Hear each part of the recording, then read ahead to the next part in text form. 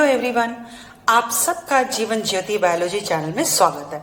आपके objective question के cell division के सीरीज में the next series I am here with the DNA, the structure of DNA and of course the objective question on the same topic. एक chromosome का diagram बना हुआ है। The simple chromosome is here, just see on this one. एक chromatid का strand खींचेंगे तो ये स्ट्रक्चर खींच के बाहर आ रहा है। बहुत ही कंडेंस्ड फॉर्म में ये डीएनए का बना हुआ है और इसमें कुछ राउंडेड प्रोटीन लगी है जहां डीएनए ने 2 राउंड मारा है, 2.5 टर्न, एक टर्न ये लिया है, एक टर्न ये लिया है, यानी इस राउंडेड स्ट्रक्चर को बाहर निकाला हुआ है। द स्पेलिंग ये इमेज गूगल से डाउनलोड की है। इस राउंडेड स्ट्रक्चर को जिसमें डीएनए के 2.5 टर्न और 8 हिस्टोन प्रोटीन्स लगे हुए हैं उसको हम न्यूक्लियोसोम कहते हैं। This spelling is little bit different from the spelling what we write.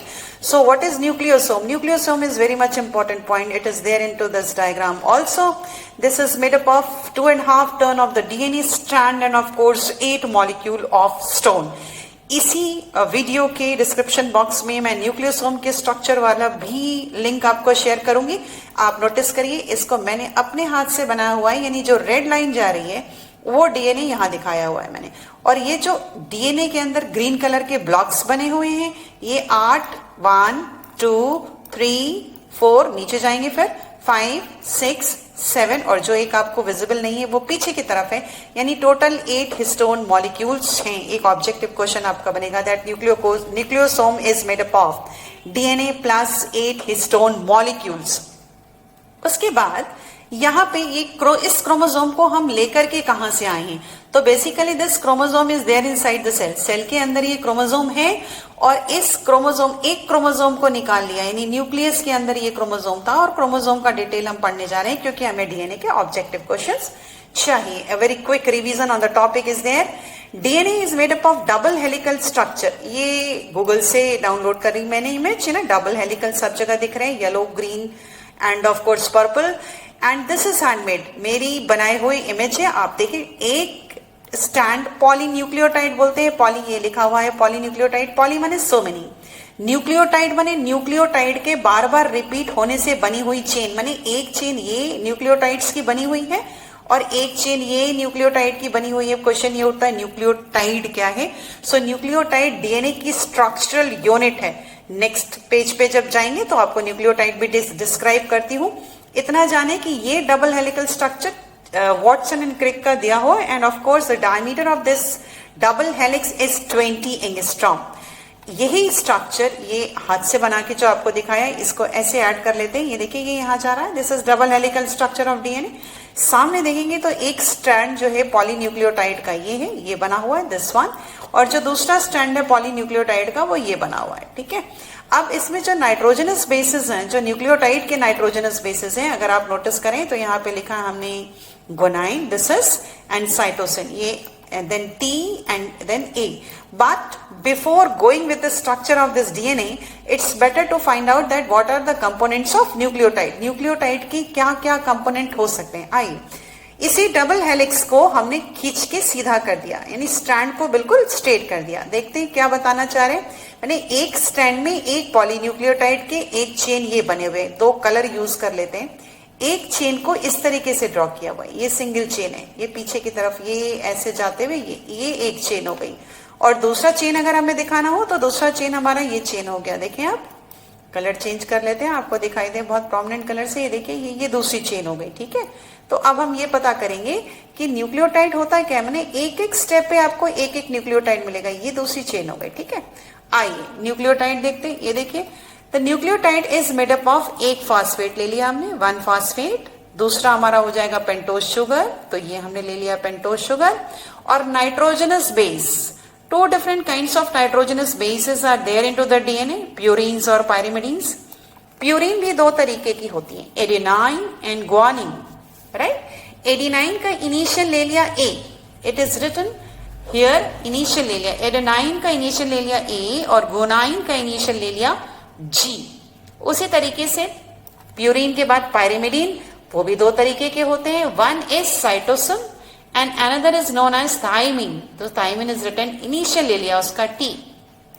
अब कौन किससे जुड़ेगा ये बात जानने से पहले आप न्यूक्लियोटाइड देखिए, 1 is phosphate, then pentose sugar and then adenine, right? This adenine is there, right? तो ये ऐसे करके हमारा न्यूक्लियोटाइड बन के तैयार होगा. अगला next phosphate, then sugar, pentose sugar and then guanine. Third phosphate, then again pentose sugar, cytosine. Nucleotide की बात हो रही है. न्यूक्लियोटाइड के 3 कंपोनेंट हैं. एक हो गया फॉस्फेट, दूसरा हो गया पेंटोज शुगर और थर्ड हो गया नाइट्रोजनस बेस. इस पे चलेंगे तो फॉस्फेट, पेंटोज शुगर और ये गुआनाइन हो गया, ये नाइट्रोजनस बेस. इसी तरीके से फोर्थ वाले पे आइए. देखिए phosphate, then followed by pentose sugar, then followed by thiamine. So this thiamine is written here. That means doesn't matter that how many nucleotides are there into the one chain. अगर हम यहाँ पे चले तो 1, 2, 3, 4, 5, 6, 7, 8 nucleotides are here. ये वाला भी आगे जाके ऊपर कहीं ना कहीं ऐड होगा. But these 8 nucleotides in the chain, in a single chain 8 are visible, but only 4 different types of the nucleotides are present. यानी 1 लाख भी अगर न्यूक्लियोटाइड किसी चेन में है तब भी उनकी वैरायटी केवल 4 न्यूक्लियोटाइड के मिलने से बनेगी. तो 2 पैरेलल चेन थी हमारे पास. एक चेन हमने ये ले ली, दूसरी चेन हमने ये ले ली. अब ये चेन दोनों आपस में एड ऑन कैसे होती है? That is known as hydrogen bond. देखिए ये जा रहा हाइड्रोजन बॉन्ड, एक चेन से दूसरी चेन को जोड़ने का काम हाइड्रोजन बॉन्ड करेगा. ये आ रहा है, ये हाइड्रोजन बॉन्ड है और वो भी फिक्स है. क्या फिक्स है? कि ए यानी एडेनाइन के साथ हमेशा थाइमीन यानी थाइमीन ही ऐड होगा. हम ऐसे बोलते हैं. कैसे बोलते हैं? That thymine is complementary to adenine. ये बोला हमने. यानी ए के साथ टी ही ऐड होगा और बॉन्ड कितने होंगे? That is double. तो लगा लिए. उसी तरीके से गुआनाइन, गुआनाइन के बाद गुआनिन यहाँ लिखा हुआ है, देखिए ऊपर. Guanine is complementary to cytosine. यहाँ पे ये जी के साथ सी ही ऐड होगा. इनिशियल लेने हैं हमें. इस चेन में देख लीजिए, C combines with G with 3 hydrogen bond complementary to each other. और ये हाइड्रोजन बॉन्ड भी हमेशा फिक्स रहेंगे, इनका नंबर चेंज नहीं हो सकता. That means in between A and T there is always 2 hydrogen bond. In between G and C there is always 3 hydrogen bonds. This is the structure of DNA. Now here is a question in front of you. इससे पहले वाले जो आप chain देख रहे थे वहां पे हमने सिंबलाइज किया हुआ था इस तरीके से कि आपको लेटर के इनिशियल दिखाई दे रहे थे. दैट मीन्स फॉस्फेट के लिए P, शुगर के लिए S और नाइट्रोजनस बेस की जगह पे T, G, A और C. बट ये एक डायग्रामेटिक क्वेश्चन है. इस क्वेश्चन के देख लेते हैं कॉन्सेप्ट क्या है. जो सबसे बाहर नंबर 1 राउंडेड स्ट्रक्चर दिखा रहा है, number 1, this is actually the phosphate. ये फॉस्फेट को इंडिकेट कर रहा है. ठीक है, हम चाहें तो यहाँ पे इसको मेंशन भी कर सकते हैं. This is number 1 is indicating you a phosphate. I am writing this one. This is phosphate, PHO, PHATE. ये हो गया फॉस्फेट. ठीक है, जहां पे आपको पेंटागन के जैसा स्ट्रक्चर दिखाई दे रहा है. पेंटागन के जैसा स्ट्रक्चर का मतलब होता है ये स्ट्रक्चर तो दिख रहा है. This is actually termed as pentose sugar. तो अगर फॉस्फेट ये है तो फॉस्फेट ये है, पेंटोज शुगर ये है तो पेंटोज शुगर ये है. अब न्यूक्लियोटाइड का स्ट्रक्चर बना रहे हैं, यहां से चल रहे हैं. ये पेंटोज शुगर हुआ तो जो नंबर 3 है दिस इज नाइट्रोजनस बेस. जो नंबर 5 है this is complementary to number 3 but it is nitrogenous base. 3 और 5 के बीच में जो कुछ भी होगा वो हाइड्रोजन बॉन्ड होगा. यानी अगर पैरेलल चेन डीएनए में चले तो डीएनए के चेन के अकॉर्डिंग एक चेन हमारी ये बन रही है, ये कंप्लीट चेन बन रही है और दूसरी चेन हमारी ये बन रही है. बट फॉर्चुनेटली यहाँ पर 2 डिफरेंट चेन्स में न्यूक्लियोटाइड की संख्या कितनी है ये क्वेश्चन पूछे. That how many nucleotides are present in this diagram. ध्यान से देखें, एक न्यूक्लियोटाइड ये, दूसरा न्यूक्लियोटाइड ये, तीसरा ये और चौथा ये. नंबर ऑफ फॉस्फेट और pentose sugar, counting of them will be helpful for finding out the answer. ऐसा नहीं है कि एग्जाम में 4 ही आएंगे, 6 भी हो सकते हैं, but they will be always there into the pair as we are talking about the DNA. So what is it that how many nucleotides are present in this diagram? So your correct answer in this one is that is answer question. आपका जो option दिए it is there into the pair, so we'll be using the term that is 2 pair. Answer खत्म. Match the correct pairing of the nitrogenous base. अभी आपको बताया A always combines with T. that is adenine always combines with thymine and guanine always combines with cytosine. It means that when the sentence is there into the text, text का मतलब जैसे match the correct pairing question दे दिया of the nitrogenous bases and the pairing is written in the form of text. Adenine, option number 1 is indicating you. ये देखिए adenine with guanine and cytosine with thymine, right? So अब यहाँ पे thiamine इन्होंने ये सब लिखा हुआ है. अगर A के साथ हमें T ऐड करना है तो यहाँ तो A is written with guanine, right? Adenine is written with guanine. तो पहले दो वर्ड पढ़ते हमें क्लियर हो रहा है कि ये हमारा आंसर डीएनए का नहीं है. सेकेंड में आते हैं adenine with cytosine, that means A का इनिशियल ए लिया तो इसका साइटोसिन का सी हुआ, that means this second is also incorrect. Third पे आते हैं एडिनाइन विथ थियामीन, ये देखिए थाइमीन दिखाई दे रहा है, यानी A is ready to pair with T, ये T, this is the correct one. So third option is the correct one because in the next and करके क्या बोल रहे हैं साइटोसिन विद गुआनिन, राइट? तो C के साथ G ऐड होता है हमें पता है और A के साथ T ऐड होता है हाइड्रोजन बॉन्ड के थ्रू, तो ये हमारा थर्ड ऑप्शन इसमें करेक्ट ऑप्शन है. नेक्स्ट चलते हैं. Next is match the correct pairing of the nitrogenous bases in the DNA. It is written in the form of the initial letters.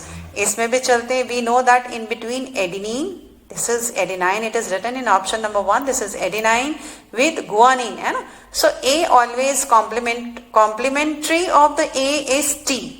A के साथ T आएगा तो A and G, the first one is wrong. Again in the second condition, the second number, A is written with C, so it is again wrong.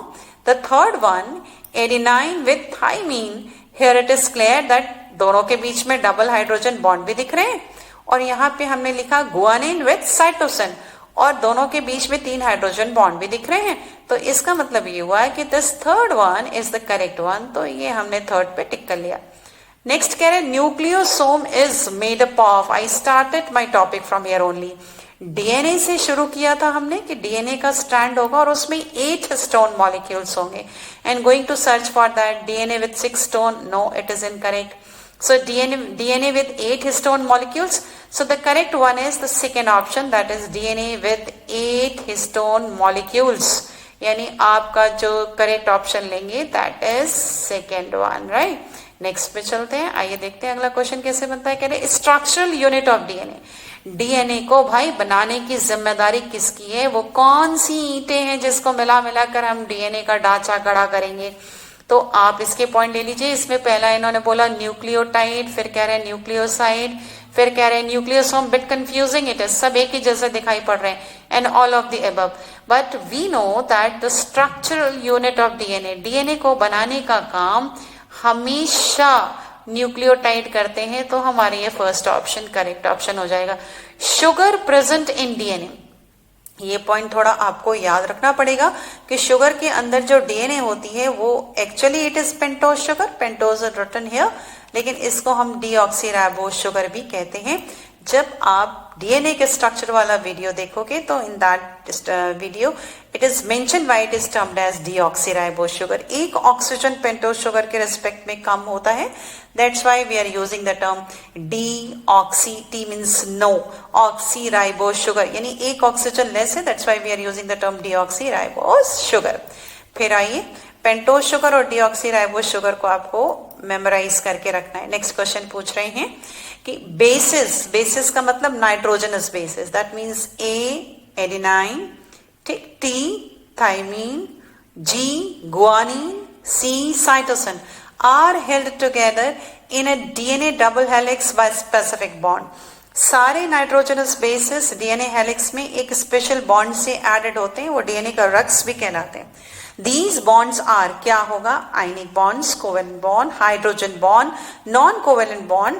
तो इसमें हम option tick करेंगे, that is hydrogen bond.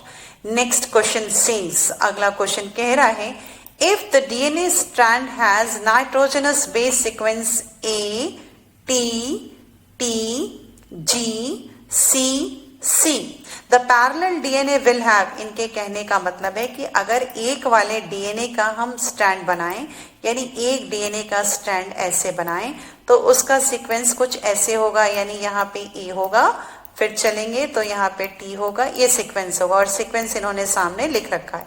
तो अब इसके parallel में जो DNA strand बनेगा उसका सीक्वेंस क्या होगा? You know that a always combines with T, right? ऐसे, तो यहाँ टी लगा लिया हमने। अब हम ऑप्शन चेक करते हैं, ऑप्शंस पे जाएंगे तो इस वाले ए के साथ हमें टी चाहिए, एडेनिन के साथ, ये ना जो एडेनिन लिखा हुआ है उसके साथ हमें थाइमिन चाहिए, ये एडेनाइन ये देखिए लिखा हुआ है। तो अब ए के साथ टी चाहिए तो ऑप्शन ए में तो पहला टी नहीं है, ऑप्शन बी में भी पहला टी नहीं है, स्किप करते हैं और बी को, सी को ले लेते हैं। The C is indicating you, ये देखिए यहाँ पे टी दिखा रहा है और डी में यहाँ पे भी टी दिखा रहा है, यानी इन दो में से कोई एक करेक्ट है। नेक्स्ट सीक्वेंस पे जाते हैं। After A there is that is thymine, तो थाइमीन से टी से क्या ऐड होगा? वी नो दैट टी से हमेशा ए ऐड होता है, यानी इसके पैरेलल में आएंगे तो हमें यहाँ पे ए मिलेगा। So the correct option is in this one is T, A, C, G, G. How many types of the nucleotides are there in the strand? Your answer is 4 because it is totally based on that is 4 nucleotides are there. So the 4 nucleotides are there into the DNA. So the correct answer is 4 different types of nucleotides are there.